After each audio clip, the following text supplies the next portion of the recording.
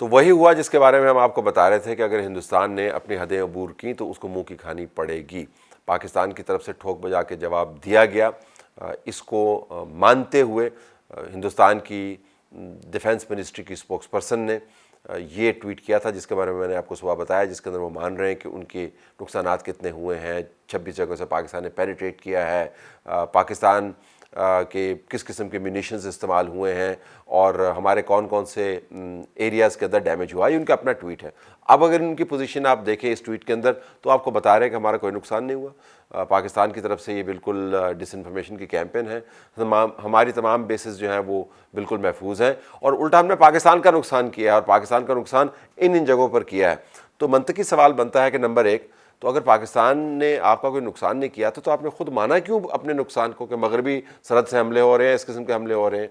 اور دوسری بات یہ کہ یہ ماننے میں جو آپ نے وقت ضائع کیا ہے، تو اس وقت پاکستان کا جو نقصان ہوا تھا آپ اس وقت بیان کرتے، سیز فائر کے بعد آپ پاکستان کے نقصانات کا ذکر کیوں کر رہے ہیں؟ بنیادی وجہ اس کی کیا ہے؟ ہندوستان نے یہ نام نہاد آپریشن صدور جو ہے شروع کیا تھا پاکستان کو سبق سکھانے کے لیے۔ ابھی تک 2 راؤنڈز جو ہوئے ہیں جس کے بعد سیز فائر ہوا ہے، اس کے اندر پاکستان پہلے راؤنڈ کے اندر 6-0 اور دوسرے راؤنڈ کے اندر 3، اور اب کی معلومات کے مطابق 6 اور 26 سے 29 یہ پوائنٹس کا ٹیبل ہے۔ اور پھر آپ جب بیانات دیتے ہیں تو آپ باور یہ کروانے کی کوشش کرتے ہیں کہ آپ تو اتنے اونچے ٹیبل کے اوپر بیٹھے ہیں تو دوسرے کو آپ کے سامنے سر جھکانا ہی ہے۔ پاکستان کی طرف سے جس ایفیکٹو ڈیفائنس کا اور ریٹیلیشن کا اور اپنے دفاع کا مظاہرہ کیا گیا ہے، ہندوستان اس کو اینٹیسپیٹ نہیں کر رہا تھا۔ تو اب نریندر مودی کے لیے، ان کی حکومت کے لیے، اس کی فوج کے لیے، اس کی ایئر فورس کے لیے، اس کی نیوی کے لیے بھی حتیٰ ایک واضح قسم کا مخمصہ موجود تھا، وہ یہ کہ کیا ہم 2 راؤنڈ ہارنے کے بعد تیسرا راؤنڈ کھیلیں یا نہ کھیلیں۔ اور جب آپ تیسرے راؤنڈ میں جاتے ہیں تو وہاں پر نیوکلیر ویپنز انوالو ہو جاتے ہیں، اور نیوکلیر ویپنز میں پھر یہ پیرٹی نہیں رہتی کہ ہماری طرف سے 6 میزائل آئے، ان کی طرف سے 2 میزائل آئے۔ پھر نیوکلیر ویپنز کے اندر تو تباہی کا جو معیار ہے وہ مقرر ہے، اور تباہی کے معیار کے لیے آپ کو نیوکلیر ویپنز کی تعداد پر نہیں جانا، ان کی ایفیشنسی پہ جانا ہے، ڈیلیوری سسٹمز کے اوپر جانا ہے۔ تو پاکستان کے پاس تعداد میں اور ایفیشنسی اینڈ ڈیلیوری سسٹمز کے اندر ہندوستان سے بہتر مواد موجود ہے۔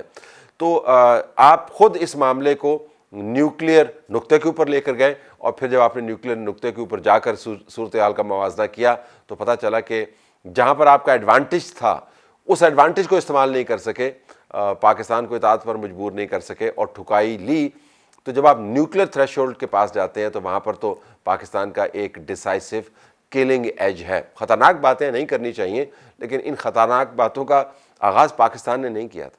پاکستان نے تو تحمل کے ساتھ بتایا تھا کہ آپ ان معاملات کو تحقیق کے ذریعے، تدبیر کے ذریعے، بات چیت کے ذریعے طے کریں، اگر آپ کو کوئی مقدمہ بنتا ہے تو ہم اس کو دیکھ لیں گے۔ لیکن آپ کو شوق تھا اس جگہ سے جانے کا۔ گزرنے کے بعد نریندر مودی نے بہت زخم اٹھائے ہیں، ان کی سیاست کا دار و مدار مسلم ہیٹرڈ اور پاکستان کو ٹارگٹ کرنا ہے، ان کی اسٹیبلشمنٹ کا دار و مدار پاکستان کے اوپر الزامات دھرنا ہے، ان کے تمام بین الاقوامی پروپیگنڈے کی جو بنیاد ہے وہ پاکستان کو برا ثابت کرنا ہے۔ اور اب جب ڈونلڈ ٹرمپ اور ان کی تمام ٹیم یہ کہتی ہے کہ دونوں ممالک کو میں سلام پیش کرتا ہوں، بڑی دانشمندی کا مظاہرہ کیا اور immediate and full cease fire ہوا، تو آپ خود اندازہ کر سکتے ہیں کہ اگر ہندوستان کے پاس 1 انچ کا بھی ایڈوانٹیج ہوتا تو وہ پاکستان کے ساتھ سیز فائر نہیں کرتا۔ اس 1 انچ کے ایڈوانٹیج کو وہ 1 فٹ کے ایڈوانٹیج میں کنورٹ کرتا، فٹ کے ایڈوانٹیج کو وہ 1 میل کے ایڈوانٹیج میں کور کرتا، اور پاکستان کو مکمل طور پر ڈومینیٹ کرنے کی کوشش کرتا۔ یہ وہ ایجنڈا تھا جو مودی نے خود شیئر کیا ہے اپنے بیانات کے ذریعے کہ ہم نے پاکستان کو اس طرح سے تکلیف دینی ہے کہ آپ کی سوچ ہے۔ اور یہ بیانات اس نے دیے جب وہ کانگریس کی لیڈرشپ کے ساتھ بات کر رہا تھا کہ ہم پر اعتماد رکھیں، ہم پر اعتماد رکھیں کہ پاکستان کی ہم نے بہت ٹھکائی کرنی ہے۔ اور اب میٹنگز کے بعد پتہ چلا ہے کہ ٹھکائی ہوئی تو بہت ہے لیکن پاکستان کی ٹھکائی نہیں ہوئی۔ تو مودی کے لیے سیاسی طور پر ڈائلما بہت ایکیوٹ ہے۔ میں سیز فائر کو سلوشن کی طرف جاتا ہوا نہیں دیکھ رہا۔ اس وقت صرف بندوقیں خاموش ہوئی ہیں،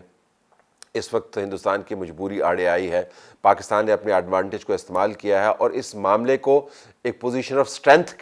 کے ذریعے نیگوشیٹ کیا ہے، ہندوستان کی طرح بیک فٹ کے اوپر ہوتے ہوئے سیز فائر نہیں کیا۔ لیکن ہندوستان اپنا وتیرہ نہیں بدلے گا۔ انڈس واٹر ٹریٹی کے حوالے سے انہوں نے بیانات کا اجرا شروع کر دیا ہے، دہشت گردی کے معاملے کو دوبارہ سے انہوں نے ریوائیو کرنا شروع کر دیا ہے، بات چیت کے اندر پاکستان کے ساتھ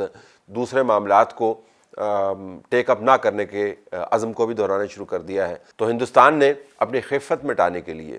وہ تمام معاملات جن کے اندر وہ الجھاؤ پیدا کر سکتا ہے وہ ایک اوپن باسکٹ میں رکھ دی ہیں۔ لیکن مسئلہ اس کے لیے یہ ہے کہ جس ملک کے ذریعے اس نے میڈیشن کروا کر اور جس صدر کے ذریعے اس نے میڈیشن کروا کر سیز فائر کروایا ہے، اس صدر نے بڑے واضح انداز سے بتا دیا ہے کہ یہ امریکہ کی کاوشوں سے ہوا ہے۔ کریڈٹ لینے کا شوق ہے ڈونلڈ ٹرمپ کو، اور اس کے جو دائیں ہاتھ کے لوگ ہیں جنہوں نے یہ کام کروایا ہے وہ آپ کو بتا رہے ہیں کہ سیز فائر کے بعد دوسرے معاملات بھی ہم نے ٹیک اپ کرنے ہیں۔ تو اگر ہندوستان اس سیز فائر کی درخواست کے بعد اپنا ایجنڈا تبدیل کرتا ہے، اپنے اہداف تبدیل کرتا ہے، تو پھر رد عمل صرف پاکستان کی طرف سے ہی نہیں آئے گا، وہ تو آئے گا، وہ تو اب ہر حال میں آئے گا۔ ہم نے ایک نئی بیس لائن سیٹ کر دی ہے، وہ رد عمل ڈونلڈ ٹرمپ کی طرف سے بھی آئے گا۔ اور یاد رکھیے کہ امریکہ اور ہندوستان کے تعلقات کلیدی حیثیت رکھتے ہیں ہندوستان کی تمام اسٹریٹجی کے حوالے سے۔ مودی سرکار کے لیے اور ہندوستان کی اسٹیبلشمنٹ کے لیے یہ بہت مشکل ہوگا کہ ڈونلڈ ٹرمپ کے ذریعے درخواست کروا کے سیز فائر کروائیں اور پھر ڈونلڈ ٹرمپ کو چکمہ دے کے دوبارہ اسی روڈ پر چلے جائیں جہاں پر ان کی بہت ٹھکائی کے بعد امن کی بات کا آغاز ہوا ہے۔